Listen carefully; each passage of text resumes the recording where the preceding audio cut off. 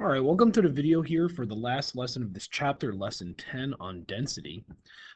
So density, remember, is a relationship between the mass of an object and its volume. So these are going to be kind of like more involved questions than just straight up volume questions because there's more steps. So let's take a look at the first one from the homework. So it says a shipping container is in the shape of a right rectangular prism with a length of 12, a width of 8.5, and a height of 4 feet. First thing to notice is all of those are dimensions of feet, so that's good. It then says the container is completely filled with its contents that weigh on average 0.25 pounds per cubic foot. What is the weight in pounds of the contents of the entire container? So the first thing we have to do is find the volume of this container. So since it's a rectangular prism, we can use the volume formula, length times width times height, the one that's not on the reference table. So then if we find the volume here, we would say 12 times 8.5 times 4. So the volume of this container, if I do 12 times 8.5 times 4, winds up being 408. Then it says, on average, the contents weigh 0.25 pounds per cubic foot. So the total weight of the contents is going to be 408 times 0.25.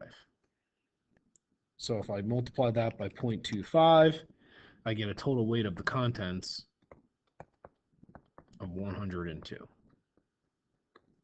No need to do density there because it's just kind of developing the idea.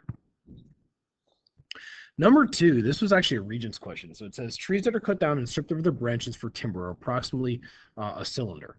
It says a timber company specializes in a certain type of tree that has a typical diameter of 50 centimeters. And then it says a typical height of 10 meters. So one thing to notice is we have two different units of measurement.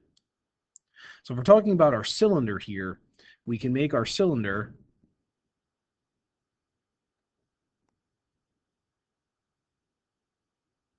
with 10 meters as the height. Now, the reason why I'm going to keep meters here is I see the next sentence says the density is in kilograms per meter. So I don't want to change my density equation. It would be easier to change the radius or the diameter of this circle.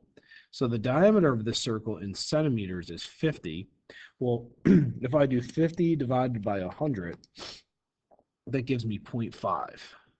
So the radius of the circle is a half of a meter, or the diameter of the circle is a half of a meter. So the radius of this circle is 0.25 of a meter. So let's start by finding the volume of one of these trees. So the volume formula for a cylinder is pi times the radius squared times the height. So the volume of one tree, if we type in pi times 2.5 squared times 10, is 1.9635 meters cubed. The next part says the density is 380.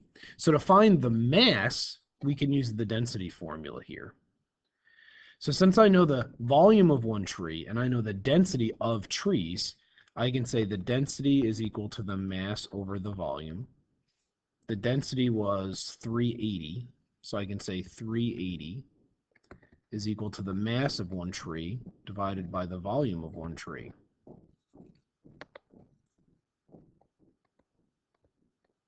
Cross multiply, and I know the mass of one tree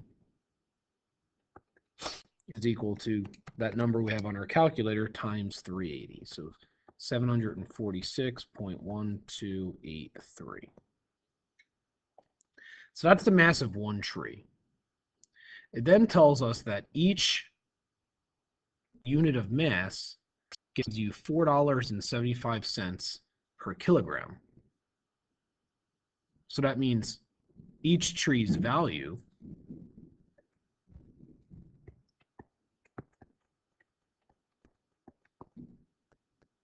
is going to be the mass of one tree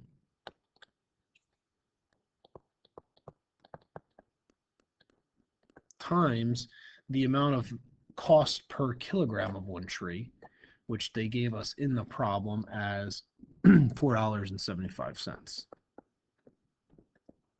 So the value of one tree is going to be that decimal in your calculator times $4.75. So approximately each tree is going to give this company $3,544.11.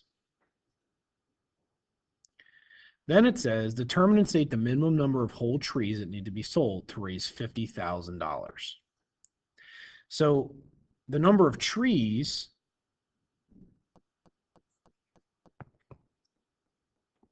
is going to be $50,000 divided by the cost per tree. So if I do 50,000 divided by this $3,544 number, I get 14.1. So you'd have to find 15 trees.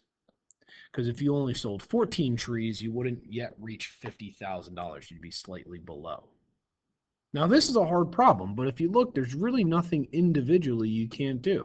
You just have to do a lot of thinking to get to the answer here. The question in class we skipped so that we could take that awesome quick quiz today was this Petri dish question, which has this vocabulary word, population density. The population density is going to be the area, the population divided by the area. So what we have to do is find the area of each of these circles. So the area of circle A is pi times the radius, which is 51 divided by 2, or 25.5 squared. So the area of Petri dish A is 25.5 squared times pi, or we could just leave it in terms of pi, 650.25 pi. You don't have to leave it in terms of pi. I'm going to, since we haven't done that for any of these examples so far. So that's the area of A. That helps us.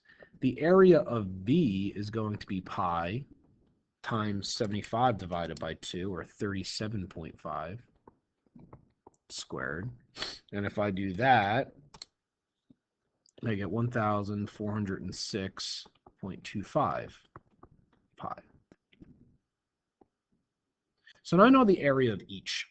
Now each one also has a population. So if I want to find the population density, so the density of A is going to be 40,000, the population, divided by the density, or the area of A, so 650.25 pi. So the population density of A, if I type that in, remember use parentheses around the denominator because there's two parts there, is roughly 19.6 bacteria per cubic meter, or millimeter. The density of B is going to be this 72,000 number divided by this 1406.25 pi number. And again, we're just trying to figure out which one number is bigger, so the rounding part isn't really as important.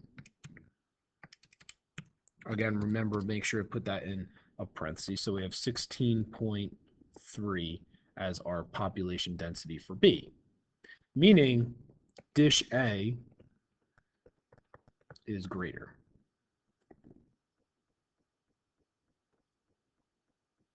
That's it.